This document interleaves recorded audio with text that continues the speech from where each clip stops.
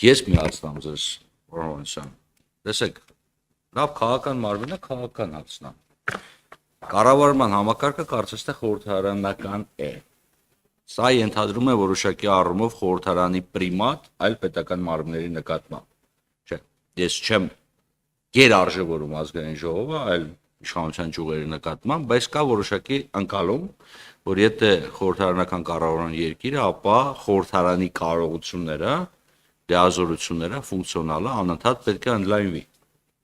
Հիմա տեսեք, ազգային ժողովը մենք ունենք բյուջեի կրճատումի տարբերություն, օրինակ, չգիտեմ, վարչապետի աշխատակազմի։ Հիմա հարցը հետևյալն է. ոնց է քաղաքական տեսանկյունից պատկերացնում ազգային ժողովի եւ խորհրդարանական կառավարման արմատավորումը, ընդ որում այդ խորհրդարանական կառավարումը խորհրդարանական կառավարության, խորհրդարանական բնույթի կառավարում ունեցող երկրի կառավարության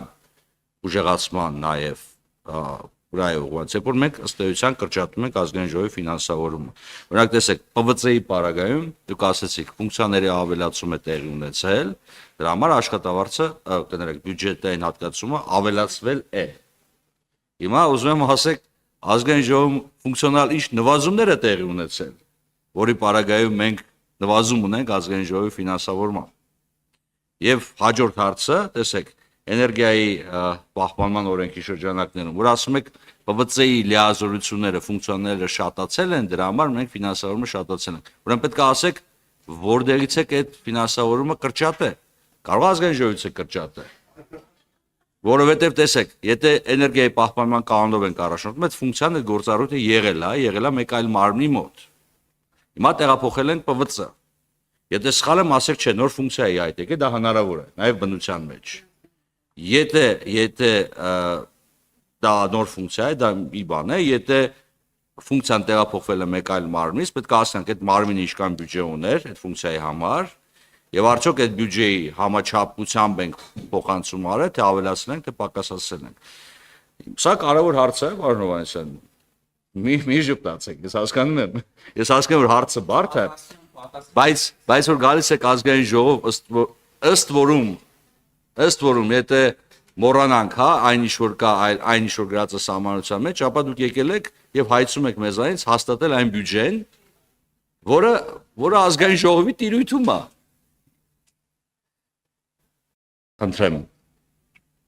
Շնորհակալություն, շատ հետաքրքիր հարց է եւ շատ տեղին։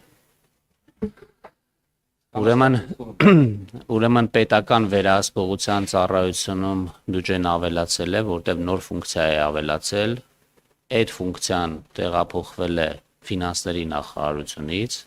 եւ ֆինանսների նախարարությունում այդ չափով կրճատումներ են տեղի ունեցել։ Ավելին ձեզ ասեմ, ֆինանսների նախարարությունում այդ ֆունկցիան տեղափոխումից առաջ նոր ֆունկցիա է ավելացել, որի համար հավելյալ ռեսուրսներ, այսինքն այդ գնահատման ֆունկցիան, որի մասին ես խոսեցի, դրա համար հավելյալ ռեսուրսներ չի պահանջվել, որտեղ մենք ունեցել ենք թափուր հաստիկներ, որի միջոցով այդ ֆունկցիան լրացրել ենք։ Ինչ վերաբերվում է ընդհանուր նվազմանը, ապա նվազում տեղի է ունեցել բոլոր մարմիններում։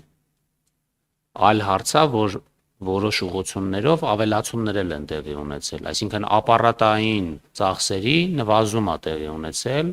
որովհետև մենք ուզում ենք, նպատակ ունենք օպտիմիզացնել պետական կառավարման համակարգը, այսինքն նույն արդյունքը կամ ավելի շատ արդյունք կարողանանք ստեղծել ավելի փոքր ռեսուրս ծախսելով։ Ոնց ենք մոտեցել այս հարցին, ճիշտ նույն ձև, ոնց որ անցած տարի։ Այսինքն մենք հաշվել ենք, թե ամեն պետական մարմնում որքան գումար պետք է հատկացվի իր բնականon գործունեությունը ապահովելու համար եւ կրճատել ենք 4%-ով։ Եվ այն մարմինները, ովքեր ունեն հիմնականում ապարատային գործունեություն են իրականացնում, եթե այլ քաղաքականության փոփոխություններ տեղի չեն ունեցել, ապա այդ մարմիններում եղել է 4%-ի նվազում։ Իհարկե առանձին դեպքերում կան առանձին այլ պատճառներ, կան դրվագներ, նյուանսներ եւ այլն, բայց ընդհանուր մոտեցումը եղել է այսպեսին։ Այսինքն մենք գտել ենք, որ 4%-ը այն գումարն է, որը հնարավոր է ավելի խնայողաբար եւ ավելի թիրախային եւ ավելի արդյունավետ ծախսելով հեշտորեն խնայել։ Այս է եղել հիմնական մոտեցումը եւ այդ է պատճառը, որ ազգային ժողովի բյուջեն մի փոքր նվազում ունի։ Արձագանք եմ, պարոն Հովհաննիսյան։ Ես մի տեղել եմ լսել, որ ավելի քիչ ռեսուրսով ավելի լավ արդյունքի հասնել, պրինցիպի որ ազգային ժողով չլինի, կամ 3 պատգամավորից բաղկացած լինի, դիցուկ, շատ ավելի օպտիմալ կլինի։ Չէ, ասում եմ, որտեվ լսել եմ նման բան։ Հիմա խնդիրը հետևյալի մեջ է, չէ, այդ առումով չեմ գնում, ես ձեր հետ լրիվ համաձայն եմ։ Պետք է հասկանալ, մեզ ինչքան ապարատ է պետք, որպեսզի հասնենք այն արդյունքի, որը մենք ակնկալում ենք։ Շատ անկեղծ։ Հիմա ես հարցել եմ մեր եւ քարտուղարության եւ փորձագետներին, ունենք արդյոք մենք փաստացի մինչեւ այս տարվա սեպտեմբերը, մինչեւ 3-րդ եռամսյակ ծախսված գումարները ունենք, հասկանալի է մոտավորապես թե ով ինչքան է ծախսել, կատարել կամ թեր կատարել կամ գերկատարել բյուջեն։ Բայց մենք չունենք արդյունքային ցուցանիշները։ Օրինակ, գրում է, պատահական մի հատ բան վերցնեմ։ Նախատեսել այսքան փորձաքննություն։ Նախորդ տարի եղել է 60, այս տարի պլանավորված է եղել 85, մյուս տարի նախատեսված է 92։ Հարցս հետևյալն է. մենք այս տարվա արդյունքային ցուցանիշները գոնե մինչև սեպտեմբեր չունենք։ Օրինակ իմանանք, այս մարմինը նախատեսել էր 80 փորձաքննություն։ Մինչև սեպտեմբեր, մինչև 3-րդ եռամսյակի ավարտ, օրինակ դրա քանի տոկոսն է արել, որ հասկանանք այդ թիվը իրական է, որ մյուս տարի նախատեսել է, դրանից կախված նաև ինչքան գումար է ուզել, թե իրական չի, իրատեսական է թե ոչ։ Այդ թվերը ցավոք մենք չունենք։ Եթե դուք ունեք եւ հնարավորություն կունենաք փոխանցեք մեր քարտուղարությանը, մենք շատ շնորհակալ կլինենք, որովհետեւ եթե շատ անկեղծ լինենք, մեր բլոկի, պետաերավական բլոկի բոլոր մարմիններում ծախսերի մոտավորապես 85-ից 90%-ը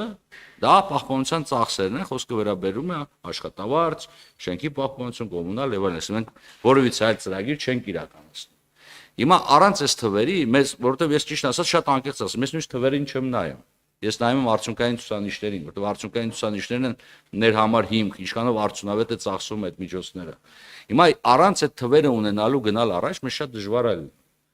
Հիմա 4%-ով նայում ենք, այսքանի համար պետք է 4% կրճատել։ Այդ կրճատում են բանի նման է, որ կամուրջ են սարկում, պահակ են նշանակում, հետո տնօրեն, հետո հաշվապետ, հետո ասում են ծախսերը շատ է, ասում են արեք պահակին կրճատենք, էլի։ Ես շատ խնդրեի, որ մենք այդ արդյունքային ցուցանիշներն էլ ունենայինք, որովհետեւ թվերը, օրինակ շատ մարմիններ կան, շատ լավ են պատրաստել արդյունքային ցուցանիշները եւ դա գովելի է։ Կան մարմիններ, որոնք ցույց չեն տվել արդյունքային ցուցանիշներ, կամ տոկոսային հարաբերությունները, այս գործառույթ 100%, այս գործառույթ 100%, որը որևիցե բան ոչ ինձ, ոչ ձեզ չի փոխանցում, պարոն Հովհաննիսյան։ Այս հարցի լուծումը ո՞նց ենք անելու հետագայում։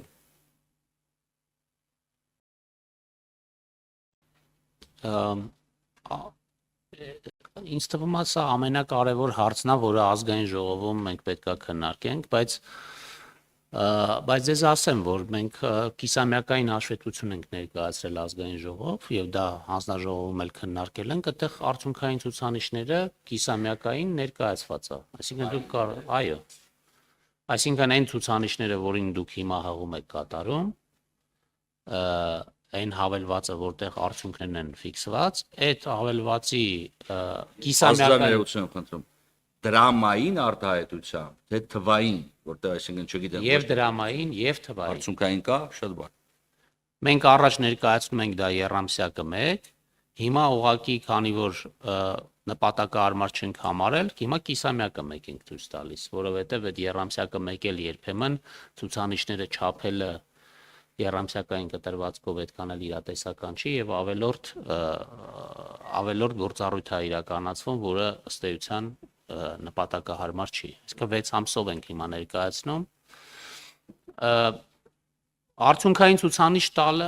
ձևավորելը ինքնին բարդ process է։ Մենք հիմա ֆինանսների նախարարությունում շատ մանրակրկիտ այդ process-ը իրականացնում ենք, ես անձամբ ներգրաված եմ այդ process-ի մեջ եւ կարող եմ ասել, որ դա այո, շատ հեշտ գործ չի։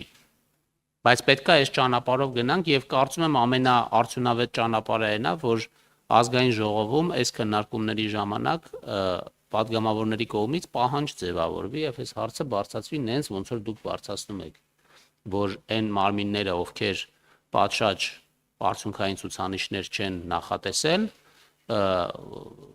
բախվեն որոշակի բանը երկխոսության ստեղ